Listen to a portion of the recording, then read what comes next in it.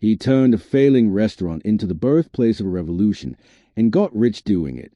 If you want to understand how power, crime, and liberation collide in the shadows of history, follow along, because this story changes everything you thought you knew about the fight for rights. New York City, 1966. Greenwich Village. The state liquor authority refuses to issue licenses to establishments serving homosexuals. New York law declares gatherings of homosexuals disorderly conduct. Bar owners face fines, closures, arrests. The gay community has nowhere to gather. They drink in secret. They hide. The Genovese crime family sees opportunity. The Genovese family controls Manhattan's West Side, one of the 5 families dominating organized crime in New York City. They run nightclubs, restaurants, after-hours joints. They know how to profit from what the law forbids. By the mid-1960s, the Genovese family controls most gay bars in Greenwich Village. They operate without licenses. They pay the police. They charge high prices for watered-down liquor. The customers have no choice. No other place will have them. Matthew Aniello, known as Matty the Horse, oversees the operation, a capo in the Genovese family. He runs a network of gay clubs across the city. The Gilded Grape, the Haymarket, dozens of others. He started in 1960, partnering with Edward de Curtis to open private after-hours drinking clubs for gay men. By the mid-1960s, Aniello controls the entire underground gay nightlife economy in Manhattan. Tony Lauria works under the system, a young member of the Genovese family. Everyone calls him Fat Tony.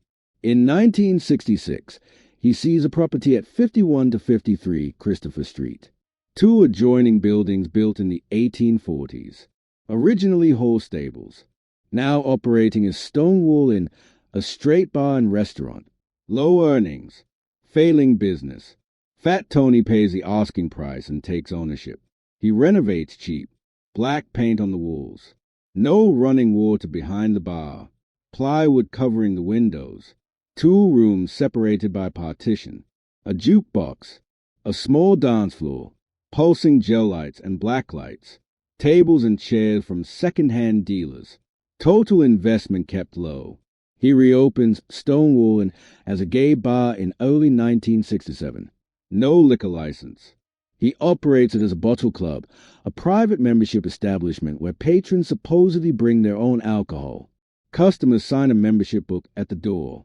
Most write fake names. The mob provides all the liquor. Cheap alcohol kept in cars outside or hidden in closets. Easily stashed during raids. Fat Tony teams with 3 other mobsters connected to the Genovese family. They split operations. They control everything. The jukebox, the cigarettes, the alcohol. They water down drinks. They charge premium prices. The customers pay. They have nowhere else to go.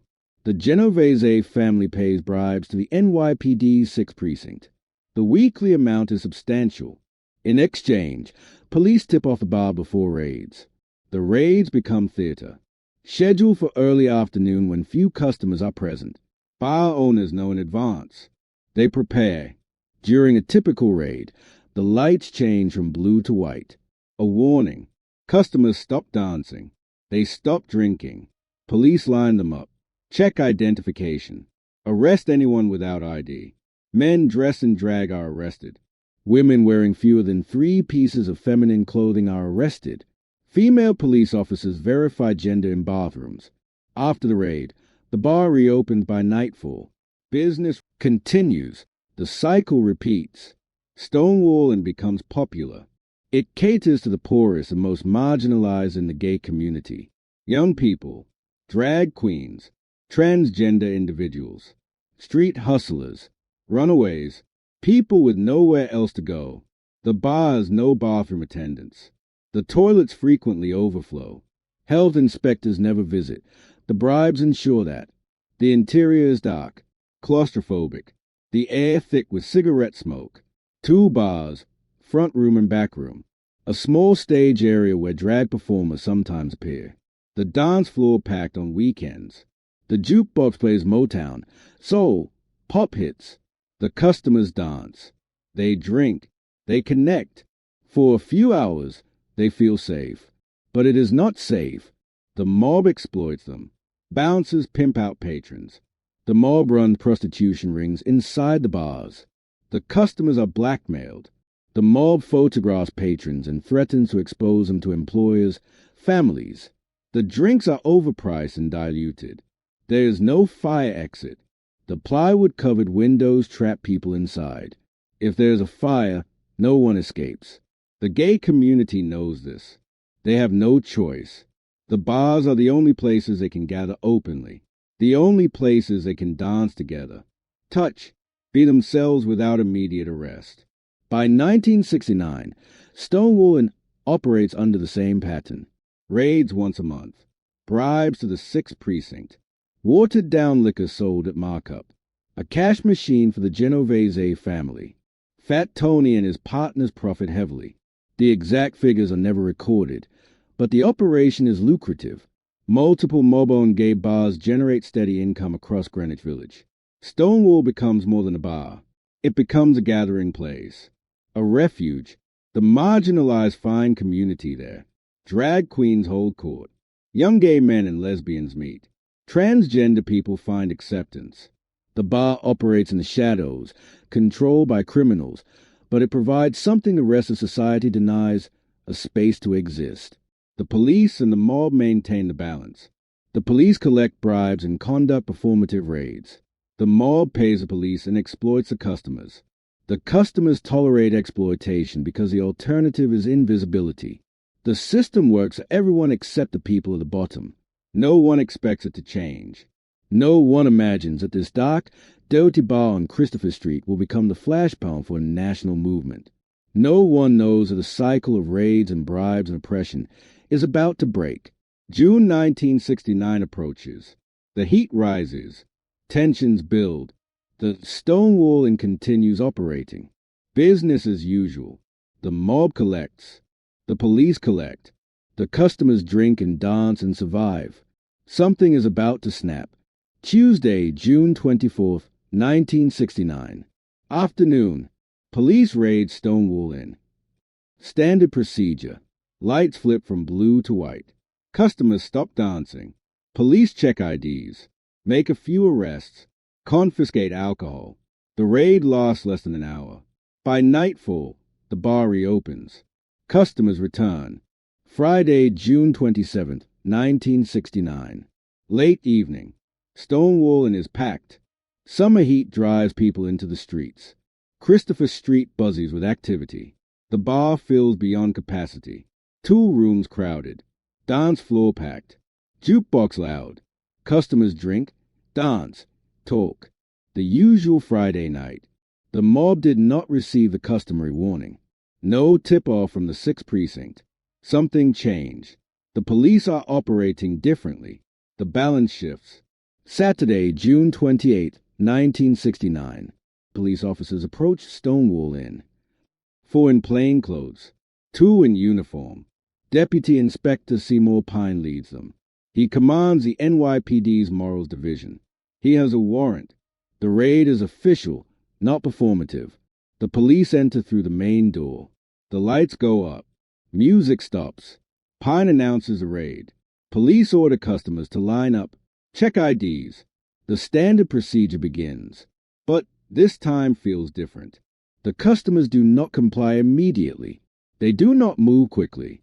They resist in small ways. Slow responses. Sarcastic comments. Laughter. The police sense a change in atmosphere. Female officers take women to the bathroom to verify sex. Men dressed in drag are told they will be arrested. The police separate patrons into groups, those who will be released, those who will be arrested. The process is slower than usual. Customers refuse to show identification. Some give fake names. Others simply refuse to cooperate. Outside, a crowd gathers on Christopher Street. Word spreads quickly through the neighborhood. People come to watch. The crowd grows. 50 people. Then 100. Then more. They line the sidewalk across from Stonewall Inn. They watch the police lead people out of the bar. The police load arrested patrons into a police wagon parked on the street. The wagon is small. It can only hold a few people. The police plan multiple trips. This takes time. The crowd grows restless. Spectators shout at the police. Someone throws coins. The police ignore it at first. They continue processing arrests inside the bar. A woman is dragged out of the bar.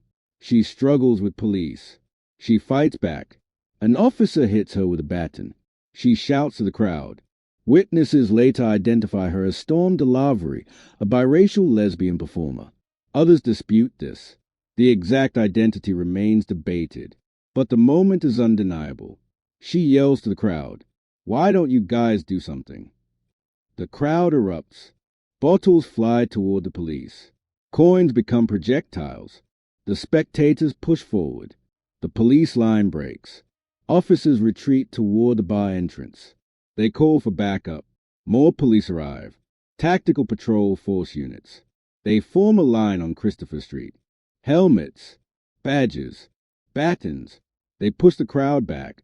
The crowd does not disperse. They regroup. Someone uproots a parking meter, uses it as a battering ram against the bar's plywood-covered windows. The wood splinters. The crowd cheers. Pine and his officers are trapped inside Stonewall Inn. The crowd outside has turned into a mob. Rioters try to force the door. They pile garbage against the entrance. Someone lights it on fire. Flames rise. Smoke fills the air. The officers inside fear they will be burned alive.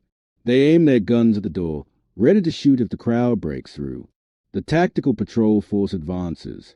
Batons swinging. They drive the crowd back down Christopher Street. The crowd scatters into side streets, then regroups. They return. The police charge again. The pattern repeats. Drag queens remove their high heels and use them as weapons. Rioters form a chorus line, mocking the police with exaggerated kicks and songs. Others throw bricks, bottles, anything they can find. The police beat protesters with batons. Blood on the pavement. Arrests. Violence escalates. The riot continues past 4 a.m. Police eventually clear Christopher Street. The crowd finally disperses as dawn approaches. 13 people arrested. 4 police officers injured. Several protesters injured. The exact number unknown. Stonewall Inn is damaged. Windows smashed. Interior wrecked. The plywood torn away. The bar is empty. The mob owners are absent. Fat Tony and his partner stay away. They know this is no longer their operation. Saturday daytime. Christopher Street quiet. Debris on the sidewalk. Broken glass. Burned garbage. Police tape. Residents survey the damage. Discussions begin. Word spreads. Something significant happened. People know it. Saturday evening, June 28, 1969. The crowd returns to Christopher Street. Thousands this time. They gather near Stonewall Inn. Protesters, supporters, curious onlookers. The energy is different from the night before. More organized, more defiant. Graffiti appears on the boarded-up windows of Stonewall Inn. Chalk messages. One reads, "Gay prohibition corrupt cops feed Mafia." The message is clear. The riot is not just about police harassment. It is about the entire system. The mob, the police, the corruption, the exploitation. The tactical patrol force returns. Riot gear, formations.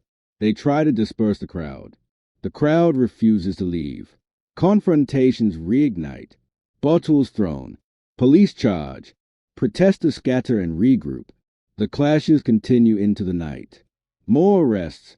More injuries. Sunday, June 29th. The riots continue for a third night. Smaller crowds. Still confrontations. Police patrols increase. The neighborhood remains tense. Monday, June 30th. Scattered protests. Smaller gatherings. The intensity fades, but the energy remains. Discussions begin about what comes next. Activists start organizing. Plans form. Wednesday, July 2nd. The Village Voice publishes articles about the riots. Mainstream media finally covers the story. The narrative spreads beyond Greenwich Village. Other cities take notice. The Stonewall uprising sparks something. The gay community recognizes the moment. For the first time, they fought back. They did not accept the raid quietly. They resisted. Two organizations emerged directly from the riots: the Gay Liberation Front, the Gay Activist Alliance. Both groups explicitly oppose mob control of gay bars.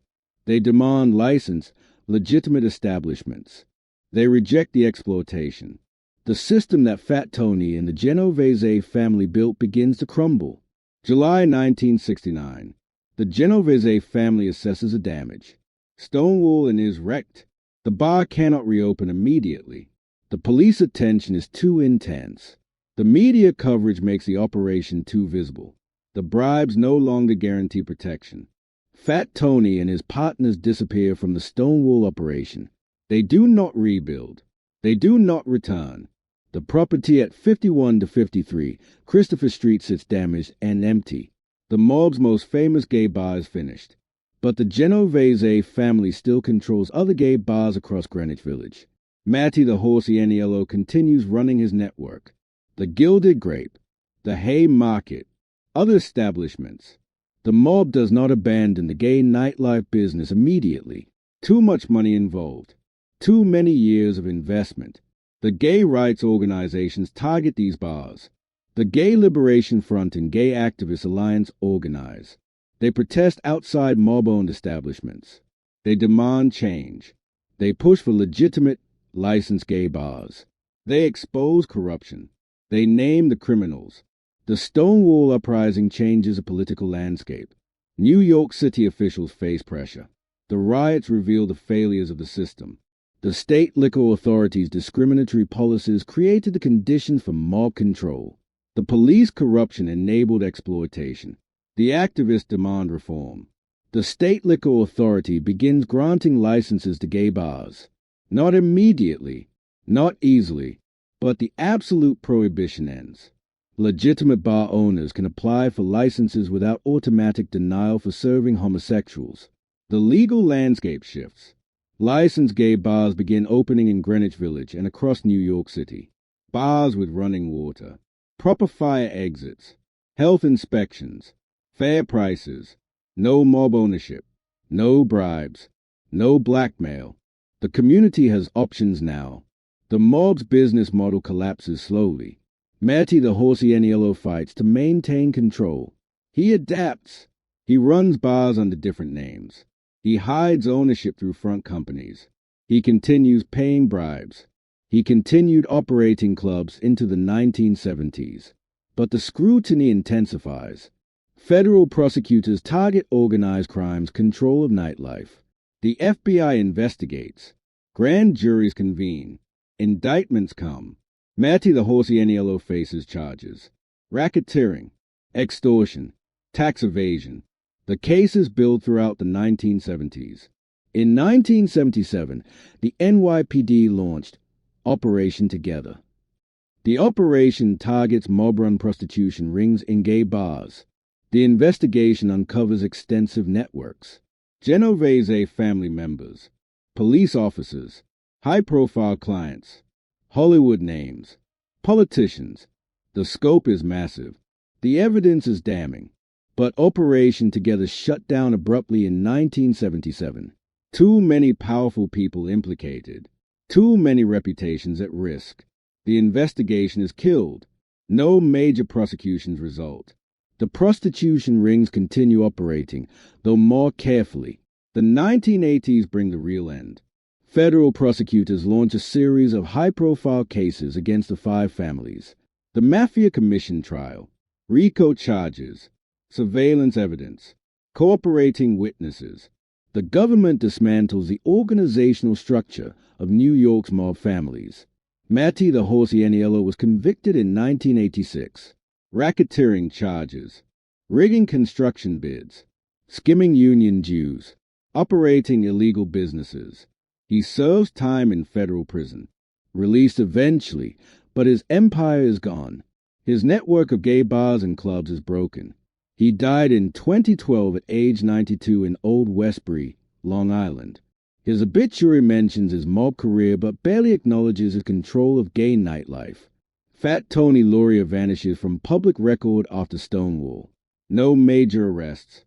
No high-profile trials. He operated in the shadows for years, living with Chuck Shaheen, an openly gay man in his 20s of Italian descent, from 1966 to 1971.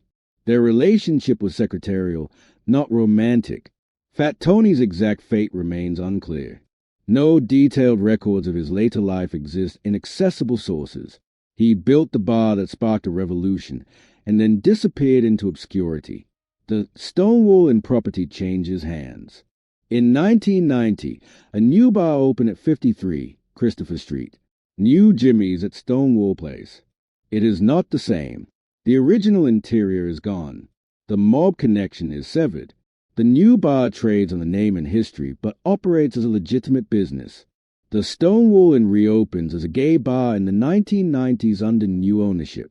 It has become a tourist destination, a historic site. In 2015, New York City designated the building a landmark. In 2016, President Barack Obama declared Stonewall Inn and the surrounding area the first national monument dedicated to LGBTQ rights.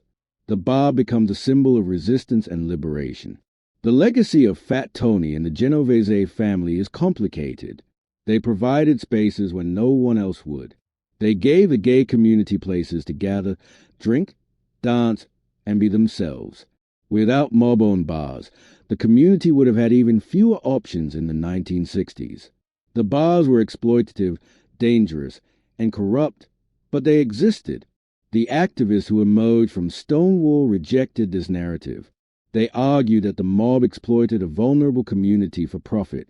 The high prices, watered-down drinks, blackmail, prostitution, and unsafe conditions were not acts of charity. They were crimes. The chalk message on Stonewall's window captured it. Gay prohibition, corrupt cops feed Mafia. The riots were a rebellion against the entire system. The police, the mob, the laws that made both necessary. The Stonewall uprising targeted all of it. The fight was for liberation from harassment and exploitation. The mob was part of the problem, not the solution. The gay rights movement accelerated after Stonewall. Pride marches began in 1970, marking the anniversary of the riots. Organizations formed. Activism spread. Legal challenges mounted. Slowly, the laws changed. Discrimination persisted, but the absolute prohibition ended. Today, gay bars operate openly across New York City. Licensed, regulated, safe, no mob involvement, no police raids, no bribes. The underground economy that Fat Tony and Matty the host controlled is gone. The community built its own spaces, free from exploitation. The Stonewall Inn still stands at 53 Christopher Street. Tourists visit. Photographs are taken. The history is remembered. The bar looks nothing like it did in 1969. No black paint. No plywood windows. No overflowing toilets. No mob bosses in the back room counting cash. A bronze plaque marks the building. A National Historic Landmark. A monument to resistance. The plaque does not mention Fat Tony by name. It does not detail the mob's role. It speaks of liberation, courage, protest. But the full story is darker and more complex. A failing restaurant became a mob-controlled dive bar. That dive bar became the birthplace of a movement. The criminals who built it profited and disappeared. The people who fought there changed history. The bar is still open. The legacy remains unfinished.